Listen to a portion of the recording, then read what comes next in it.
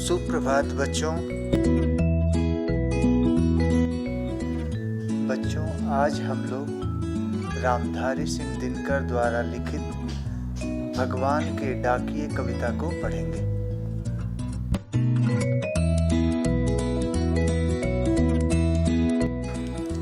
आइए कविता पाठ करें। पक्षी और बादल ये भगवान के डाकिए हैं जो एक महादेश से दूसरे महादेश को जाते हैं। हम तो समझ नहीं पाते हैं मगर उनकी लाई चिट्ठियाँ पेड़ पौधे पानी और पहाड़ बाँचते हैं। हम तो केवल यह आंकते हैं कि एक देश की धरती दूसरे देश को सुगंध भेजती है और वह सौरभ हवा में तैरते हुए पक्षियों की पाँखों पर तिरता है और एक देश का भाव दूसरे देश में पानी बनकर गिरता है।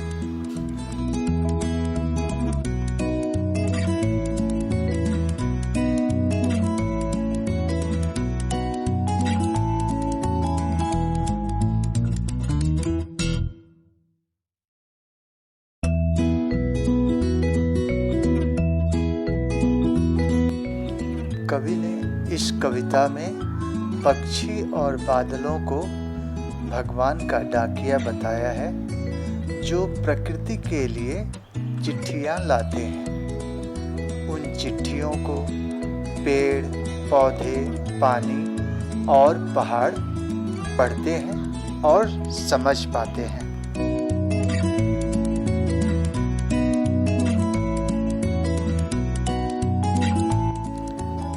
चिट्ठियों को पढ़कर पेड़ पौधे पानी और पहाड़ भगवान का यह संदेश समझ पाते हैं कि ईश्वर और प्रकृति देश देश में भेदभाव नहीं करती और एक देश से उठता हुआ भाव दूसरे देश में पानी बनकर बरस जाता है, बारिश बनकर बरस जाता है। वो देश के सीमाओं को नहीं समझता, न ही वो भाषा के भेदभाव को ही समझता है। वह तो जातियों और धर्मों में भी अंतर नहीं कर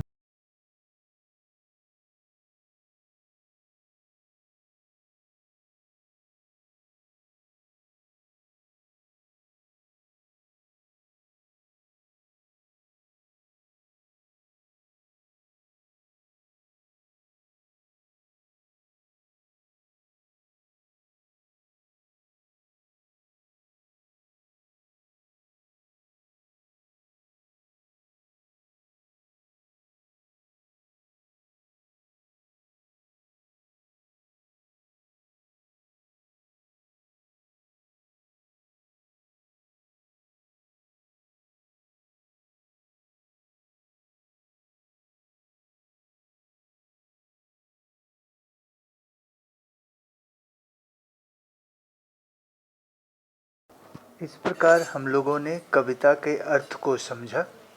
अब आइए हम लोग प्रश्नों को देखते हैं। प्रश्न गौ को देखिए। नीचे दी गई पंक्तियों का संदर्भ और प्रसंग सहित स्पष्ट अर्थ लिखिए। पहला प्रश्न है, पक्षी और बादल ये भगवान के डाकिए हैं जो एक महादेश से दूसरे महादेश को जाते हैं। हम तो समझ नहीं पाते मगर उनकी लाई चिट्ठियाँ पेड़ पौधे पानी और पहाड़ बाँचते हैं। इन पंक्तियों का संदर्भ हम इस प्रकार लिख सकते हैं कि प्रस्तुत पंक्तियाँ हमारे पाठ्य पुस्तक के भगवान के डाकिए कविता से ली गई हैं। इस कविता के रचयिता श्री रामधारी सिंह दिनकर हैं। प्रसंग को हम इस प्रकार लिख सकते हैं कि कवि ने ईश्वर के संदेशवाहक पक्षी और बादल के प्रसंग में लिखा है। इसका अर्थ इस प्रकार है। इन पंक्तियों में कवि ने पक्षी और बादल को ईश्वर का संदेशवाहक डाकिया बताया है, जो भगवान के पत्र को एक महादेश से दूसरे महादेश ले जाते हैं। इन पत्रों को मानव तो समझ ही नहीं पाते हैं। इन्हें केवल पेड़, पौधे, पानी और पहाड़ पढ़कर समझ पाते हैं।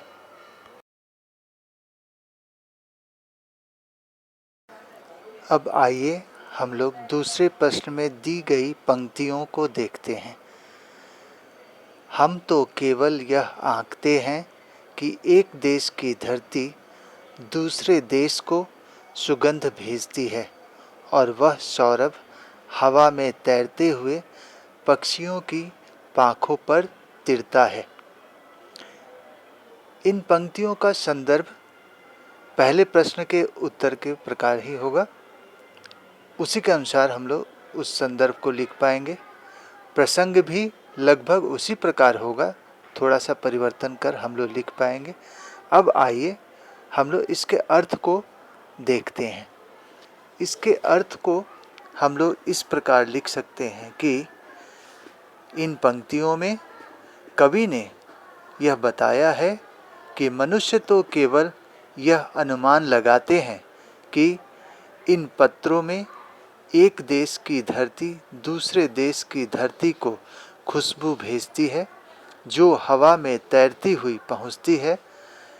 यह सुगंध भाप के रूप में उड़कर एक देश से चलकर दूसरे देश में पानी बनकर बरस जाता है।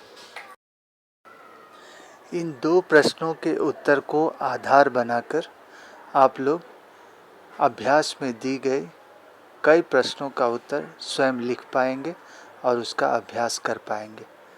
अतः आप लोग उसका अभ्यास करें। धन्यवाद।